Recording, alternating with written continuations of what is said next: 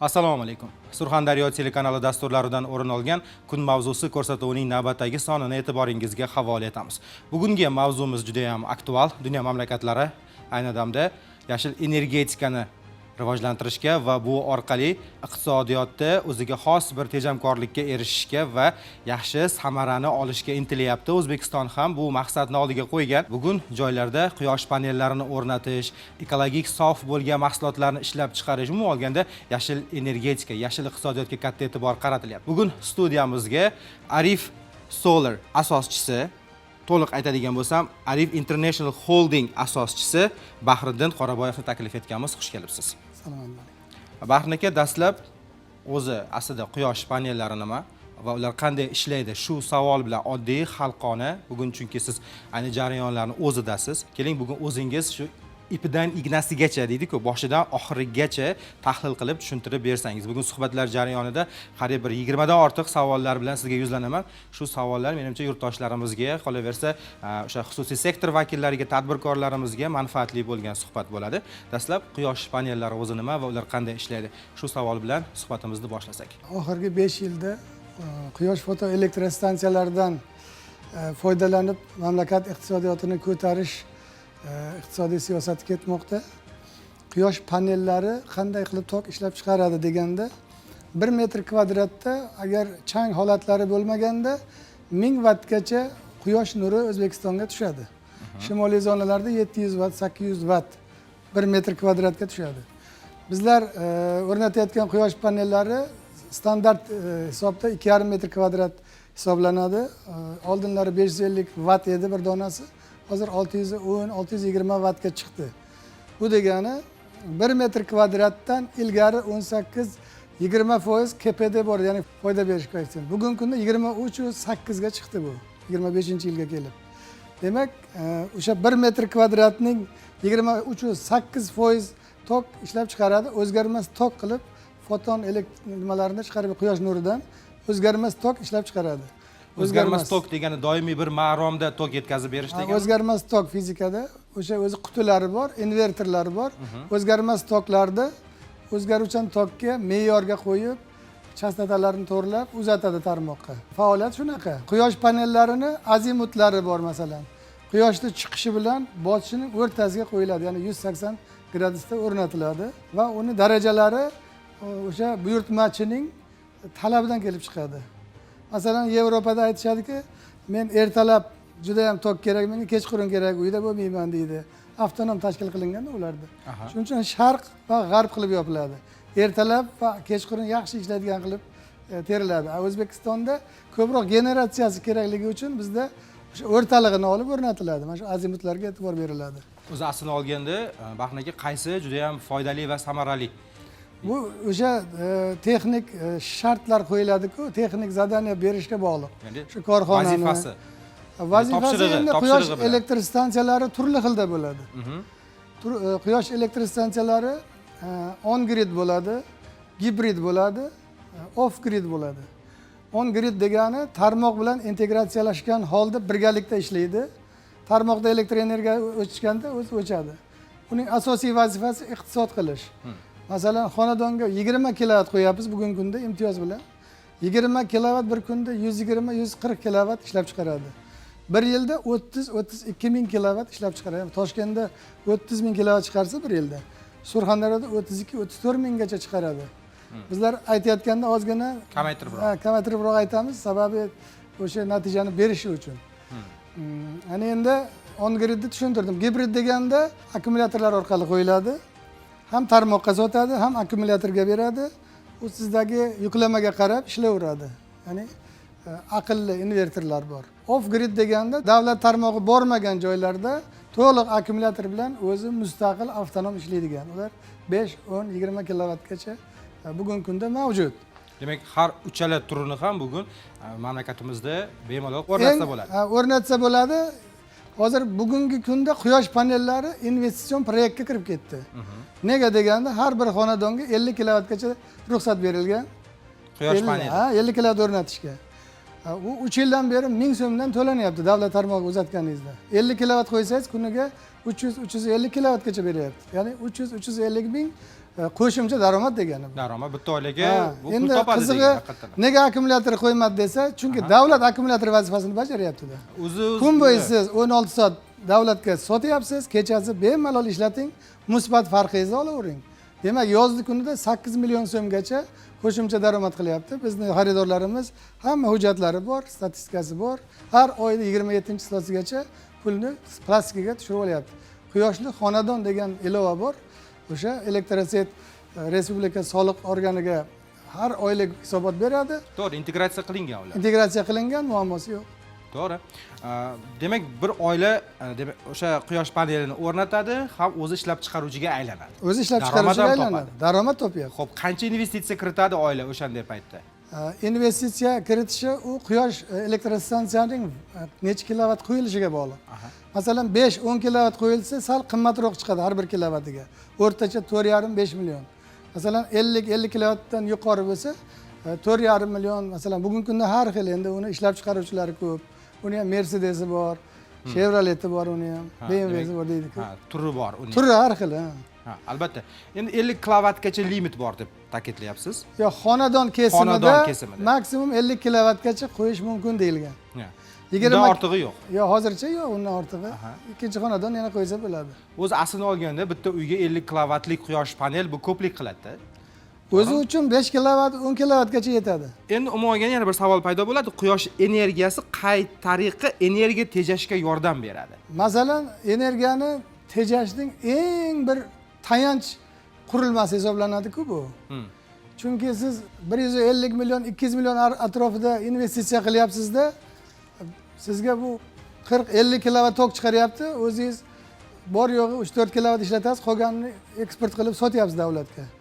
Birinchidan ijtimoiy o'sha tarmoqqa foydali. Bizning qishloqlarda ichidagi, shaharlarda ichidagi tarmoqlarda defitsit, tanqislik bor elektr energiya. Quvvati tushib ketgan. Uzoqdan kelgancha 30% gacha yo'qotish bo'lyapti. Bu demak, mahalla doirasida nima bo'ladi? O'zini mahallasida elektr energiyani parametrlarini, sifatini oshirishga olib keladi. Ikkinchidan, qo'shimcha daromad bu. Passiv daromadga kiradi. Bugungi kunda hammaga qiziq. Masalan, tikkan pulingizga nisbatan hisoblaydigan bo'lsangiz, 30%, 33% gacha daromad keltiryapti. Necha yilgacha daromad keltirib turadi? 30% daromad keltiryapti. Bir yil ichida. Rivojlangan iqtisodiyotlarda 10-15% daromad keltirsa kapitalingiz juda yaxshi hisoblanadi bugungi kunda. Endi bugungi kundagi imtiyozlar, davlat tomonidan berilayotgan subsidiyalar mana shu yaxshi qo'shimcha daromad olishga sababchi bo'lyapti. Albatta. 27 yil yana nima bo'ladi? 3 yilda o'zini yopyapti investitsiya. 27 yil yana shunchadan daromad keltiryapti. Masalan, 50 kilovat qo'ysangiz 75 ming kilovat chiqaryapti. 1000 so'mdan sotadigan bo'lsangiz 75 million bo'ladi bu. O'zingizga ishlatsangiz 10 million ishlatarsiz bir yilda. Bir yilga, yil hisobi bo'yicha. Yil hisobidan. To'g'ri, yaxshi raqamlarni ta'kidlab o'tyapsiz. Misol uchun, Surxondaryoni bugun havo haroratini o'zingiz sezib turibsiz. 40 darajadan yuqori. O'z-o'zidan xonadonda elektr energiyasiga talab oshdi. Bir uyda kamida hozir sanab o'tadigan bo'lsak, 4 ta 5 ta sovutgichlar bor, konditsioner borda, yoki muzlatgichlar ishlaydi, yoki Ariston ishlaydi, yoki boshqa qurilmalar ko'p, elektr qurilmalari va davlat tomonidan belgilangan 200 kilovat nari borsa bir haftaga yetyapti-da. Mana shunday vaqtda quyosh paneli samarali vosita ekan, xonadonni elektr energiyasi bilan ta'minlab turishda. Bir narsani aytib o'tamiz. Aholining turmush darajasi oshib ketyapti. Ilgarilari bitta xolodilnik bo'lardi, konditsioner deyarli bo'lmas edi. Bitta televizor bo'lardi, televizor ventilator bo'lardi. Ventilatorlar to'qolmaydi. Bugungi kunda ko'pchilik hozir issiqlik pollargacha o'tib ketdi. Issiqlik polingiz bittasi 3 kilovatdan bo'lsa, ikkita qo'yib 6 kilovat oladi. 20 soat ishlatadigan bo'lsangiz, shuni o'zi kunida 100 kilovat iste'mol qiladi. Demak, 1000 kilovatdan oshib ketishi mumkin. Chunki odamlarda daromad darajasi deyarli oshdi, ba'zilarda turmush darajasi o'sgandan keyin konditsioner qo'yishyapti, teplый pol qildirishyapti, aytganingizdek Ariston suv isitgichlar qo'yishyapti. To'g'ri. Bularni optimizatsiya qilish uchun bugungi kunda davlat tomonidan Energia Market degan platforma tashkil qilingan. Demak, o'sha quyoshdan isitadigan geokollektorlar bor. Ularga ham imtiyozlar bor, kompensatsiya ajratiladi. Quyosh fotoelektrostansiyalarini o'rnatadigan bo'lsangiz, 3 kilovatdan tepasi o'rnatsangiz 7,5 milliongacha sizga kompensatsiya berilyapti. Kompensatsiya berilishi o'sha litsenziyalangan, sertifikatlangan chiroyli tovarlarni agar kerakli firmalar orqali qo'ydirsangiz, platformaga a'zo bo'lgan 20 ga yaqin firmalar bor, kompaniyalar bor. O'shalar orqali kompensatsiyangizni olasiz. O'rtacha narx masalan 15 million bo'lsa 3 kilovattingiz 7,5 million to'lasa 50% to'lab beryapti. Zo'r. Masalan 25 millionga 5 kilovat qo'ydiradigan bo'lsangiz 17 millionga qo'ydirasiz. Faqat kadastr hujjatingiz bo'lishi kerak. Qonuniy to'lov bo'lishi kerak, soliqlari to'langan bo'lishi kerak. To'g'ri. Endi bir savol paydo bo'ladi. Endi bugun o'zingiz ayni sohani ichidasiz va dunyo tajribasi nimani ko'rsatadi? O'zbekistonni bugun bu boradagi siyosati oqilona deb o'ylash mumkin-da.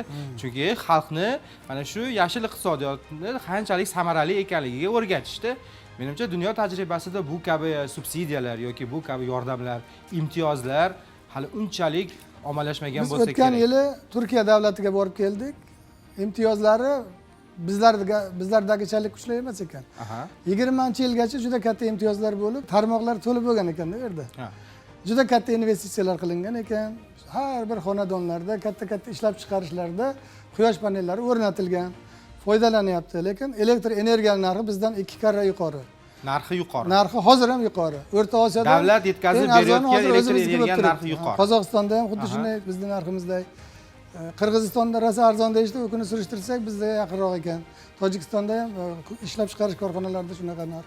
Butun dunyo bo'yicha resurslar tanqisligi bo'lyapti. Biz shuning uchun energiya samarador texnologiyalarga kirishga majburmiz. Masalan, konditsioner maslinlik istadigandan ko'ra 2 barobar kam tok oladi. Konditsioner orqali isitish bo'lsa. Endi yana bitta yangilik chiqib kelyapti, issiqlik nasoslari. Teplovoy nasoslari konditsionerga nisbatan yana 2 barobar kamroq. Yana Aristonga nisbatan 4-4,5 barobar kam elektr energiya xarajat qiladi. Lekin issiqlik nasosi bir xarajat qilganingizda ko'proq xarajat qilasiz. Masalan, konditsioner 5 million tursa, ular 15-20 millionga chiqadi. Birinchi to'lovingiz boshida to'laysiz, qutulasiz. Endi yana qiziq tarafi, bugungi kunda investitsion proyekt sifatida ketyapti dedim-ku. İnsanlar yig'ib qo'ygan puliga agar quyosh panel qo'yadigan bo'lsa, masalan 3 yilda o'zini oqlasa 20 kilovat. Qolgan 27 yilda $2200 masalan 25-30 milliondan daromad olib turadi. Misol uchun men o'zim ko'p qavatli uyda turaman. Bir oyda o'rtacha 300 ming so'mgacha elektr energiyasini sarflaymiz. Bir oyda. Qishni yozin. Endi qishda ko'proq, yozda ko'proq. Bahor va kuzda sal kamroq. Agar minimum qilib oladigan bo'lsak 250 mingdan to'g'ri keladi yil davomida. Bu bir yilda menga o'rtacha 5-6 million. 5-6 millionga tushadi degani. 5 kilovat sizni yopadi to'liq. 5 kilovat meni yopadi, to'g'ri. Elektr energiya muammosidan qutulasiz. Ana ne qiziq tomoni bor-da. Elektr energiya, suv, gaz hammasidan qutulaman desangiz 20 kilovat qo'yasiz. 20 kilovatdan kelgan musbat plastikingizga solasiz yozda. Jamg'arma qilasiz, qishda gazga ishlatasiz, suvingizga ishlatasiz, boshqa xarajatlaringizga ishlatasiz. Mana shunaqa. Albatta 20 kilovat deyilyapti. Qiziq tomoni davlat tomonidan 5 kilovatgacha imtiyozli foizsiz bo'lib to'lash bor edi energiya marketda. 27-dekabr kuni 24-yilda 20 kilovatga oshirildi bu narsa. Zo'r. Demak, sizda agar davlat tomonidan yoki firma qayerda bo'lsa ham oylik olayotgan bo'lsangiz, soliq to'lanadigan, hech qanaqa kredit tarixingiz toza bo'lsa, foizsiz sizga 20 kilovatgacha elektr stansiyasini uyingizga o'rnatishga imkoniyat bor. Integratsiyalashgan holda birgalikda ishlaydi. O'zini bergan quvvati davlat tarmog'iga oqib ketadi. Ishlatmagan vaqtingizda ham ikki tomonlama ishlaydi. Masalan, elektr hisoblagichlarda bosganingizda 180 sizda iste'molingiz bo'ladi. Yana bir ikkita bossangiz 280 bo'linmasi chiqadi. U sizning tarmoqqa uzatganingiz bo'ladi. Demak, Askuya tizimida head billing bor. Kunlik sizni nimangizni ko'rsatib turadi. Agar xohlasangiz kompyuterda ko'rib turasiz uyda. Tushunarli. Qancha iste'mol qilyapti, qancha ishlab chiqaryapti. Musbat farqingizga pul beradi. Voy, bu yaxshi. Endi jismoniy shaxslarga 1000 so'mdan, yuridik shaxslarga bugungi ikkinchi tarif 1000 so'm bo'lsa, tarmoqqa uzatganligi uchun ekspluatatsiya xarajatiga 20% olib qoladi. Demak, 800 so'mdan. Jahon bozorida kim quyosh plantatsiyalari qursa, katta 5 sentgacha bo'lgan narx juda jozibador hisoblanadi. 5 sent. Lekin u 1000 so'm emas, 800 bo'lsa ham yaxshida. Albatta. U 4 yilda o'zini oqlaydi. 5 sent. 3,5 yilda oqlaydi, chunki 800 so'm 1000 so'm emas-ku. Lekin o'zi iste'mol uchun ishlatsa, zavod 1000 so'mdan iqtisod qilgan bo'ladi. Endi agar jahon miqyosida oladigan bo'lsak 5 sent qayerda-yu, bugun davlat sotib olayotgan 1000 so'm qayerda. Endi davlat ancha yaxshi pulga sotib olar ekan, to'g'risi. Shunday. Endi hozir oddiy xonadon misolida tushuntirib berdingiz, xonadonga qay darajada kerak ekanligini. Bilasiz, Surxondaryo sharoiti bu qishloq xo'jaligiga ixtisoslashgan drayveri, o'sha dehqonchilikka ixtisoslashgan va fermerlarimiz uchun ham bugun quyosh panellarini o'rnatish menimcha samarali usul. Chunki birgina sug'orishni yomg'irlatib, tomchilatib sug'orish texnologiyalaridan foydalanyapmiz. U esa albatta elektr energiyasini talab etadi. To'g'risi, fermerlar uchun qay darajada quyosh paneli o'rnatish samarali deb hisoblaysiz? Oxirgi yillarda quyosh panel orqali elektr energiya olishda quyosh panellari narxi ancha sezilarli darajada pasaydi Xitoy tarafdan. Xitoy yurti hisoblanadi. Xitoyda o'zi o'ylab topilgan narsa. Dunyo bo'yicha eng sifatli panellarni ham Xitoy Respublikasi ishlab chiqaradi. Shu 3 talik bor, 10 talik kompaniyalar bor.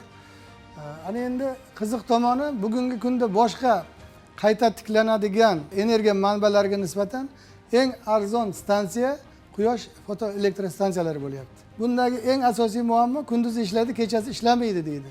Kechasi ishlashi uchun ham akkumulyator bazasi bugungi kunda juda bir qulay narx bo'lib qoldi.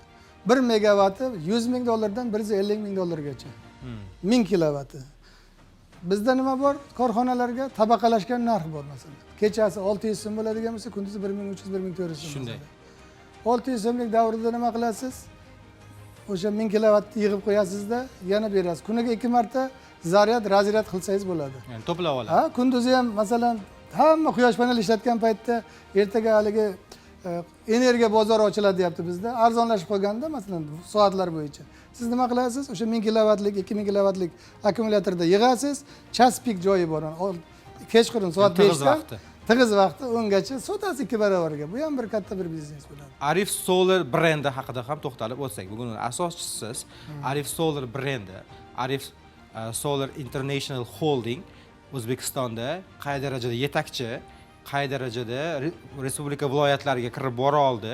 Chunki bilasiz, bu tarmoqda bugun brend hosil qilish qiyin.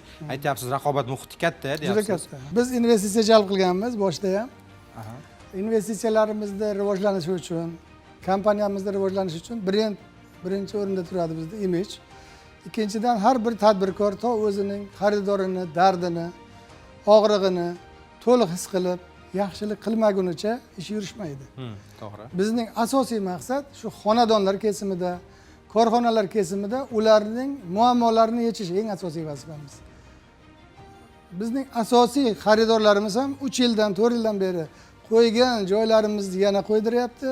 Qo'shnilari, tanishlari mana shunaqa sarafani marketing orqali kelishyapti. Albatta Surxondaryoda bizda hamma viloyatda servis markazlarimiz bor. Bemalol xohlagan kishi qo'yishi mumkin. Bu yerda ikkita xil narsa bor. Raqobatda ba'zilar bor, o'zlari olib kelib o'rnatyapti. Unda masalan garantiya degan narsalarda sal o'sha 7 ta talabi bor, uni to'liq bajarishga to'g'ri keladi. Bizlar yozib beramiz garantiyani, lekin o'rnatganda o'sha 7 ta talab to'liq bajarilgan bo'lishi kerak bo'ladi. Aynan sizda yaroqlilik muddati haqida gap borganda qanaqa 7 ta talabni ayta olasiz? Yaroqlilik muddat deganda hozir ko'p kishi tushunmay 30 yil garantiya deb o'ryapti. Eng yirik kompaniya 10 yil garantiya beradi bunga. 10 yil zavod garantiyasi bor. Kitobida yozilgan 30 yil ishlaydi. Katta kontraktlarda 30 yilning ichida bo'ladigan degradatsiyasigacha javob beradi zavod. O'shanaqa, lekin 10 yil juda katta srok hisoblanadi. 10 yil. Sho'rchi tumaniga men o'zim xorijiy korxonada 12 yil ilgari qo'ygan quyosh panelim xuddi 1 oy oldingida ishlab turibdi. Tolli degan joy bor, o'sha yerda qo'yilgan. Quyosh panel qo'yilgan. Bu ham Xitoy mahsuloti edi.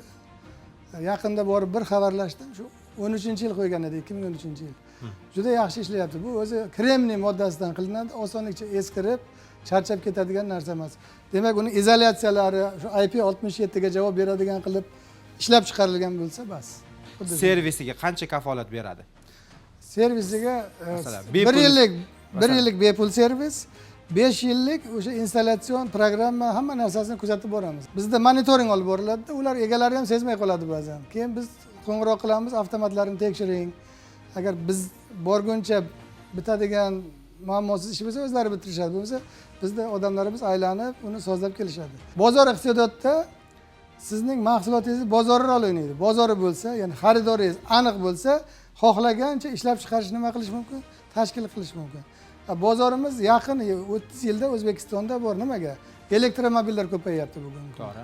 Qaror chiqqan. 1 yilda 500 mingtagacha elektromobil ishlab chiqarish yo'lga qo'yilishi mumkin. 100 mingta chiqqan taqdirda ham bizlar neft, gaz mustaqilligiga erishamizda. Ularni boshqa 16 xil mahsulot chiqarib, mamlakat iqtisodiyotini ko'tarishimiz mumkin. Gazni biz 150-300 dollardan emas, gazdan biz 800 dollargacha foyda qilishimiz mumkin metr kubidan. Tushunarli. Masalan, biz Surxondaryoga loyiha qildik. 6 megavatgacha o'rnatdik, yordam qildik. Shuning 2 megavatga yaqinini biz o'rnatdik. Mana shu 6 megavat 1 yilda 4000 tonna ko'mirni iqtisod qilyapti. 2 million kubometr gaz iqtisod bo'lyapti. Demak, o'sha gazni biz nima qilishimiz mumkin? Qayta ishlab, ko'proq mahsulotlar ishlab chiqarishimiz mumkin. Yoki o'sha 8000 tonna karbonat angidrid izini yo'qotishga sababchi bo'lyapti mana shu loyihani o'zi.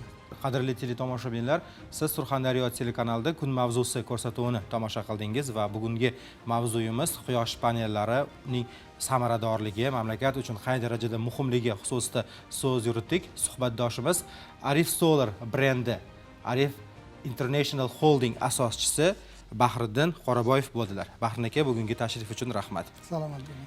Keyingi dasturlarda ko'rishguncha omon bo'ling.